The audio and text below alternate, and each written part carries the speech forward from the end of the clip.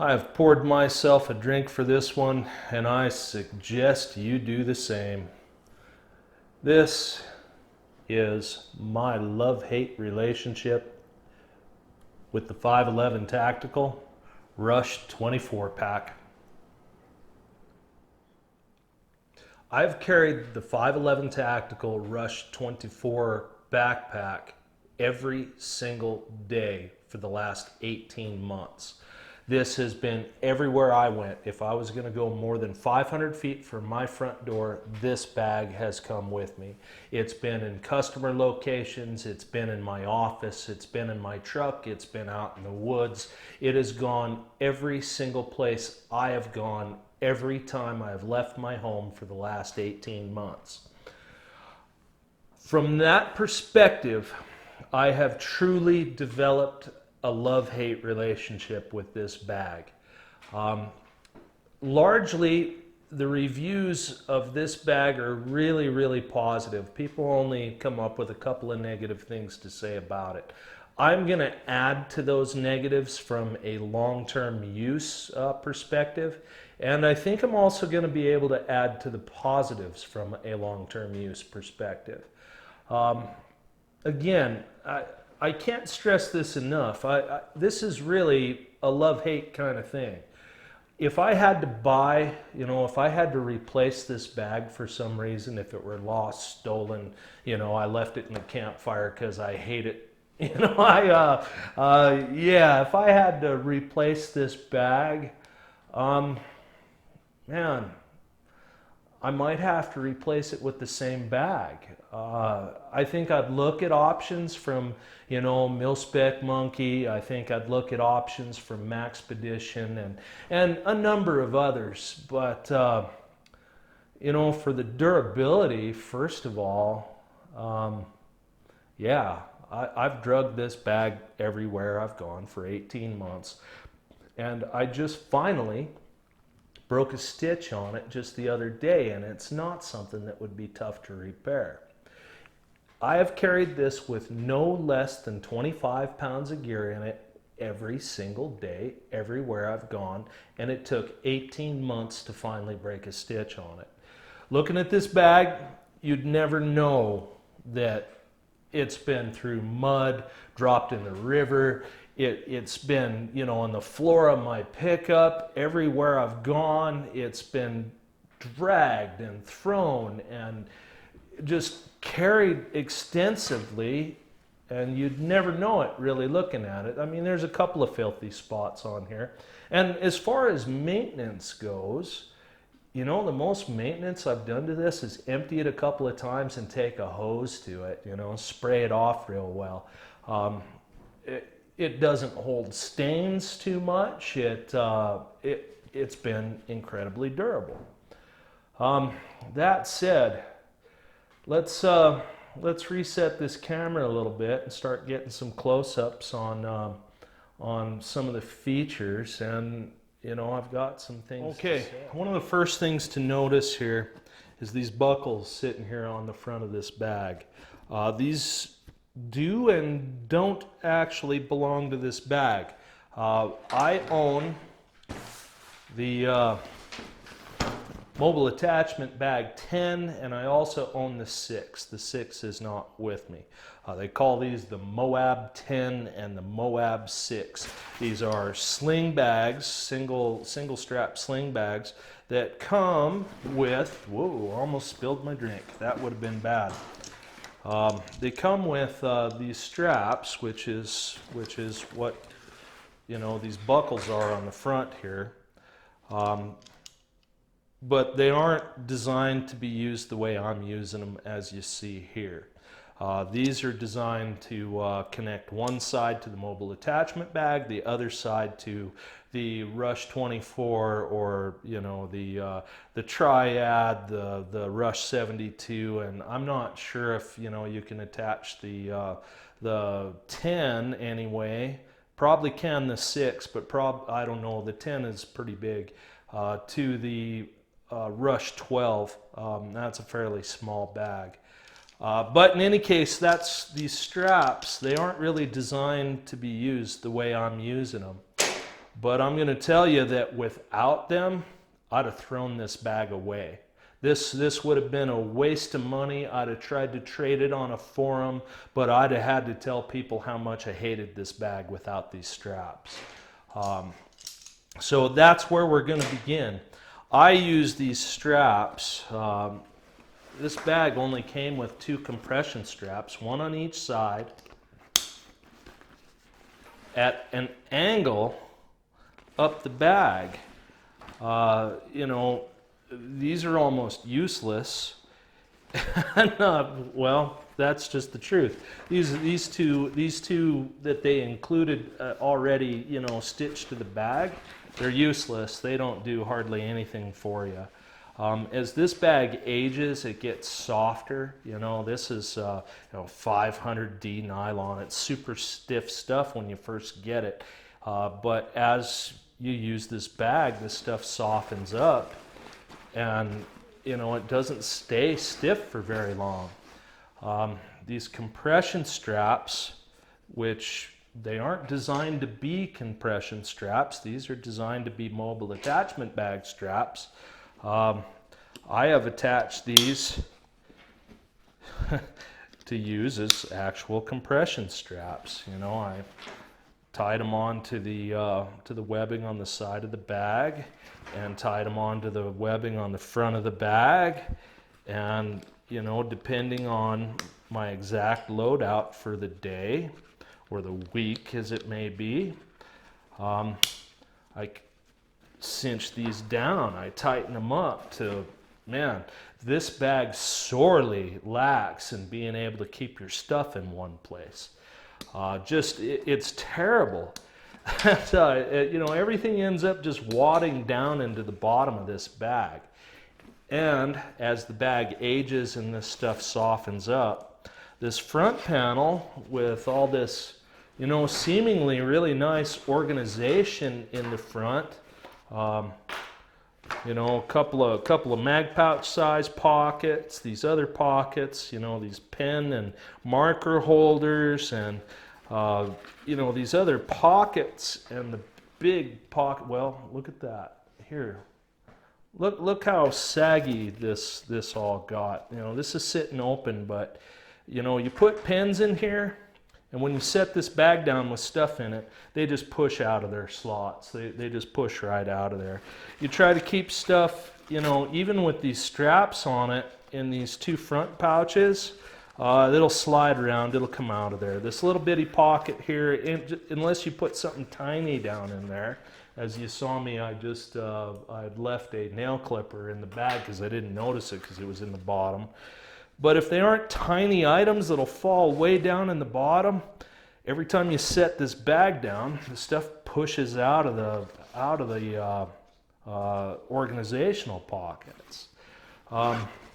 This organization pocket, the bottom of this one is actually interfered with by a pocket inside and at the bottom of the main compartment of this bag. So I think we'll return to that. I've kept a spare pistol in this pocket for quite some time now. You know, because there we go. There's another thing to mention about this, is that the Rush 24 is not like the MOAb 6, the MOAb 10, and I think I might even have read the Rush 12 has a what they call a concealed carry pocket, but what I'm more likely to think of as a quick draw pocket, somewhere to keep a pistol, you know, that you can get to quickly. This bag does not have that feature, but the MOAb 10 and the MOAb 6 both do. So, you know, it isn't universal across this product line anyway. While we're at the front of this bag, what I really love is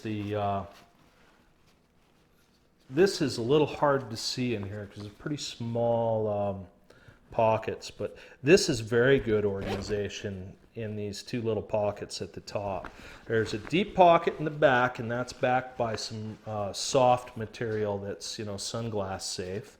And then there's a little zipper mesh pocket here that I've kept all kinds of little items in. This pocket's big enough I've been able to keep a Leatherman and a few other items in here, a full-size Leatherman. So that's been, I use these two top pockets for lots of things that I need to get to quickly. And the second pocket on the other side is identical to the first. It's got a deep pocket with the soft material backing, and then, you know, this mesh pocket with a zipper on it, and then you know, it zips all the way around. So, you know, I love these two pockets, which brings us to the top pocket. This top pocket, they designed this for sunglasses. It's got some sunglass safe material in it. I do keep some eye protection, ear protection, and some other items in this pocket. This is also proven to be useful. And on the inside, you know, there's how that's protected with some 500D nylon, and it hangs above any of the inside pockets in the main compartment. So yeah, I think that that is quite legitimate to keep your sunglasses safe. Okay, moving on to the inside of this bag. All right, we have on the forward flap, we've got some two-way mesh pockets. There's a zipper on both sides of these mesh pockets, so you can get to them from the top or the bottom. It's a two-way zipper on these mesh pockets, you know. Well, a top and a bottom zipper, not really a two-way zipper. And the second one just doesn't have the second zipper in it, but that gets deep enough into the bag that I don't think you'd really need to be able to get to the bottom of it. And then this is the pouch that I was telling you interferes with the pouch in the front of the bag. I never used this. The most I've ever put in here was a dry pair of socks, and even that interfered with that front pouch. So even a pair of socks in here interferes with that pouch in the front pocket that I talked about earlier. The rest of the interior of this bag, there's a nice mesh pocket here below the sunglass pocket. I do keep some toiletry items in here, and that has proven to be, you know, accessible and pretty useful. I like that one.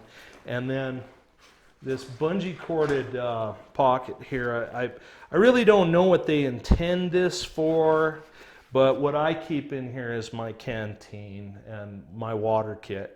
You know, keeps it all in one place, and I can buckle it down so when I have a full 40-ounce bottle in here, it isn't slopping around the inside of my bag at all. There are a couple of nice drain holes in the bottom. There's a grommet here and a grommet here, nice drain holes in the bottom. And then there are 4 attachment points to put your bedroll on the bottom of this bag.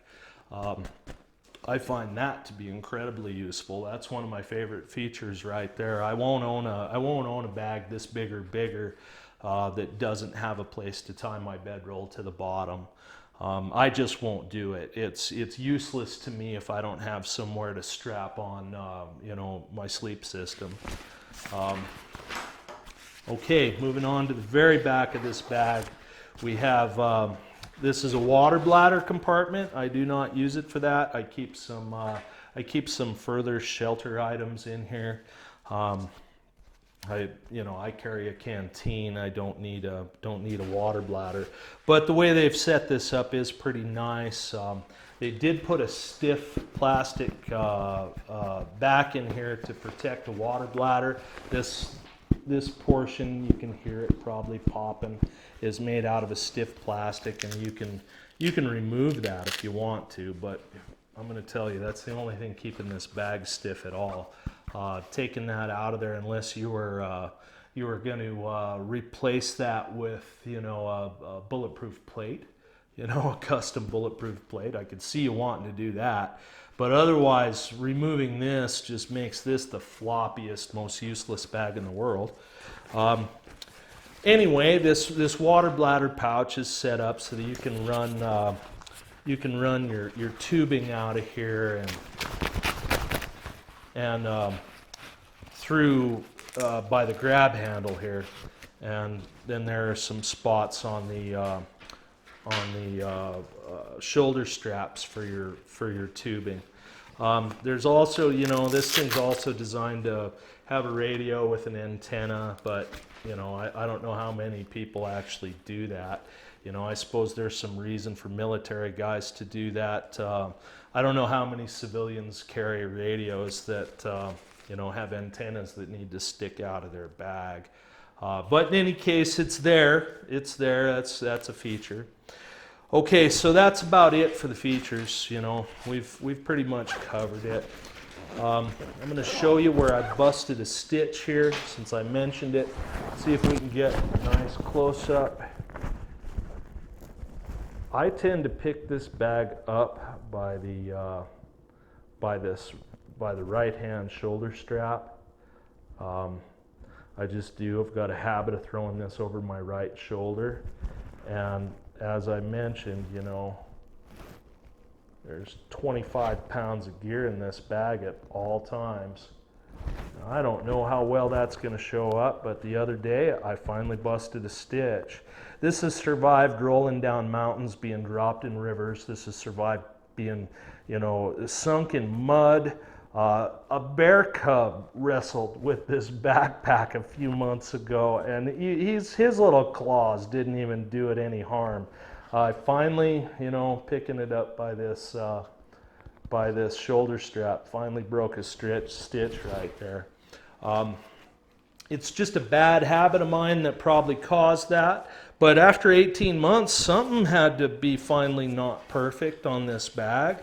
Okay, so the last couple of features here, and again, these straps didn't actually come with this bag. You have to get one of the mobile attachment bags to get a set of these straps. There are some side pockets here that are just big enough for a couple of store-bought water bottles. A smart water bottle fits in here. A 40-ounce canteen does not. Most, you know, anything bigger than a 16-ounce Nalgene bottle, a standard size 1-liter Nalgene bottle, does not fit in there. Same thing on the other side. There's an identical pouch on the other side, a zipper pouch that you know, has some nice ties on it, and the ties are great on this bag. Every zipper tie, every you know, grab for your zippers, these are all really nicely done. YKK zips, they're pretty awesome. And then there's a little pocket at the top of both of these side pouches, you know, and it's just big enough to, I don't know, if you chew snooze, you fit a can of snooze in there. If you eat Altoids, and Altoids tend to fit in there. It's not much bigger than that. Not sure what that's designed for, but it is there. Okay, front of the bag has some, you know, you can put a morale patch across here. There's single layer. On the very front of the bag, you've got a 3.5 by 3.5 morale patch hook and loop spot there. That's about it for the features. I think we've come to the end of the features. Yeah, that's about it. I can't think of anything else to say about the features. Using this with one of the mobile attachment bags, not all it's cracked up to be. With a 6 or the 10. Attaching them with those straps that I'm using as compression straps, yeah, they flop around. There's no way to get them tight. You can't do it. It can't be done. I've tried 1,000 times. Not all it's cracked up to be. I'm less. Last thing I'm going to say that just came to mind when this bag came out, 511 said that they were going to release a belt for this. There are some belt keepers on both sides of this, and this bag is just big enough that you can put just enough stuff in it that you should have a hip belt for it. As far as I can tell, 511 never released a belt for this. This may or may not be compatible with one of their just regular gear belts, you know. I don't know. I saw a video, guy said it was. I saw another video, guy couldn't fit his in here. I never bought one of their belts. I have no use for it. So, you know, I wear thick leather gun belts. I don't need webbing belts. I don't use them. I don't have a use for them. So other than as a hip belt for this bag, I wouldn't have a reason for one. But they did promise that they were going to release a belt specific for this bag. And as far as I can tell, that never happened. So, you know, I mean, that's something to think about. Okay, so let's go over the positives and the negatives. The negatives, well, bag gets soft, and these organization pouches kind of suck when the bag gets soft, and it's big enough it ought to have compression straps, and unless you buy one of the mobile attachment bags, there's really no compression straps to speak of on this bag. Those are the main negatives right there. The positives are, oh my gosh, this thing is indestructible. You know, some of the organization inside the main compartment and these top compartments are awesome. You know, the place for a water bladder, I use it for a different reason, but that's awesome. The place for your sunglasses to keep them from getting messed up, that's awesome. The grab handle's awesome, and this is a very comfortable bag to wear. These shoulder straps are nicely padded. You do have a chest strap. You do have a sternum strap here, you know, and I use that. I use it quite a bit. Not always, not every day, but if I'm hiking down the creek bottom out at Dad's farm or something, I like to tie this bag securely to myself. You know, it makes sense to me in case I. So this has been my story. You know, my love-hate relationship with the 511 Tactical Rush 24 bag. I know that this video, you know, has a really negative tone to it. That I'm not entirely pleased with this device. And that's largely because they're just, you know, that front organization really has driven me kind of crazy this last year and a half. I have tried swapping things in and out. I've tried carrying less stuff. I've tried carrying smaller stuff. I've tried carrying bigger stuff in there. And I really just, after this bag broke in after a couple of months, that just became such a pain. I don't like it. That's the part that I don't like. What I do like is the fact that, man, this bag's been through it all with me. It's been everywhere I went, you know.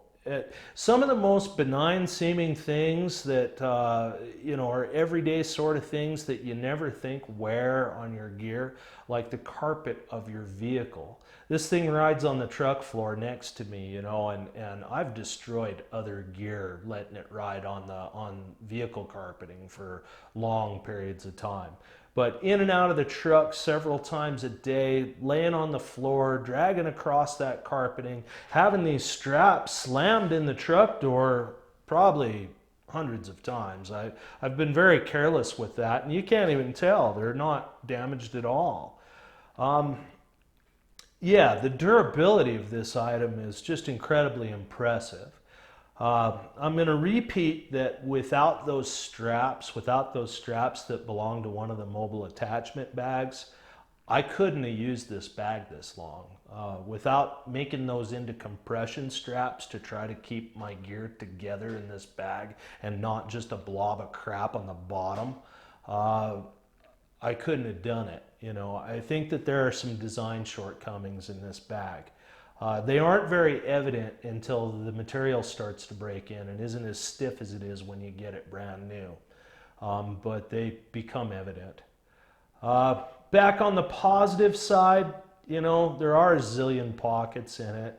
You know, the other ones are all very useful. I like all of the other ones, and I've used all of the other ones for, you know, everything.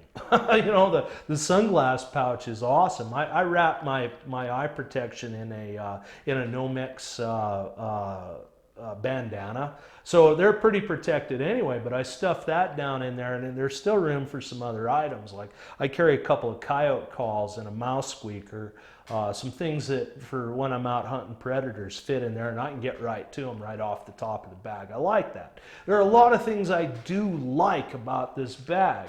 And it is very comfortable. Those straps are well designed, and those 4 squares that you saw on the back, you know, keep you from getting too sweaty even when you're just carrying this with a t-shirt between you and it. Again, lots of things to actually like about it, but you know, they really could have thought out this front organization a lot better. Okay, that's it. That's what I've got to say about this. Those are my final thoughts. If I'd only carried this for 6 months, I doubt that I would have been so negative about this front, you know, this front organization. But after 6 months, this bag was just completely soft. It's completely broken in after 18 months. So for a year, I've struggled with that, and you know, figured, oh, I'll replace it when the bag breaks. You know, one of these days something will happen. It'll rip out. It'll do this. It'll do that. It never did, and it still hasn't. I have a 2 millimeter long little spot that I need to put a couple of stitches in. I'm going to do that probably tonight. But I am done carrying this as a day bag. I'm going to eliminate a lot of the stuff that I carry. That experiment is over. I know exactly what I do and don't need to carry with me now for day-to-day stuff. And I'm going to do a video sometime in the future on why I did that. Why I carried 25 pounds of gear everywhere I went for 18 months. But that's a future video for a future day, and hopefully my channel will be big enough to support that as a conversation rather than a gear review. In the meantime, just finishing this up, you know, would I recommend it? The durability is enough that I'd say yeah. You know, and the price tag. The price has come down on these a little bit. I see them out retail for around $100, you know, $99 to $115 out in retail shelves now. When I bought this bag, it was 159 bucks, I think, or something of that nature. Now that they're down around 100, if you need a bag that you're not going to be able to harm, yeah, you betcha. Most durable thing I've ever seen. I'd put this up against any name brand and even any boutique bag that I've ever seen in my life. At 100 bucks for a bag this durable that'll put up with what I've done to it the last 18 months, yeah, it's worth the money for sure. I think particularly if you don't have a lot of small items to go in that front organization stuff. Really, I'm never going to have anything good to say about that. I wish I could say, oh, well, you know, it's great for this or that. I never found anything that was good at. I changed stuff in and out of there. I tried bigger stuff, smaller stuff. I tried shorter pens. That was one of the things that drove me absolutely nuts is my pen never stayed in the little pen holder. You know, every time I set the bag down, the bottom of the bag pushed my pen out of that keeper and drove me up a wall. You know, and I also had a ferro rod in one of those. There were 3 of those little loops. There was a ferro rod in one, and then the other had a marker in it. You know, just a black marker. All that stuff ended up in the bottom of the bag at the end of every day. That just, yeah, drove me nuts. I don't like that. Those little pockets, even the ones with the straps, you'd have to have something built to fit in those perfectly for those straps to even keep them in there. Yeah, I really don't like that front, you know, that doesn't work very well. But, you know, if you're going to use less stuff in there, maybe it'd work out for you. Okay, that's it. That's it. You know, super durable, super comfortable. Good features, not excellent, but just specifically because of this front organization pouch. That's the big negative, is the front organization pouch. The rest of it I kind of love. Yeah, Yeah, that's it. So I appreciate you taking the time to watch this video. I appreciate the nice things people say down in the comments down below. If you are not a subscriber to this channel, please consider clicking that subscribe button down there at the bottom left-hand side of this video. If you are a subscriber, thanks for watching. Thanks for coming back to watch another one. I really appreciate that. If this information was useful to you, if you were looking to know what somebody thinks, you know, after a year and a half of dragging this bag around, if this information was useful to you, please, you know, click that thumbs up button for me. YouTube likes to see that. It helps my channel. It helps my videos get seen, you know, a little more often and a little more broadly. And I would appreciate that. I'm trying to help my channel grow a little bit, and if you'd help me out with that, I will thank you very much. Okay, that's it. That's all I've got to say for today. I really appreciate your time, and I hope the rest of your day goes really, really well. Bye-bye now.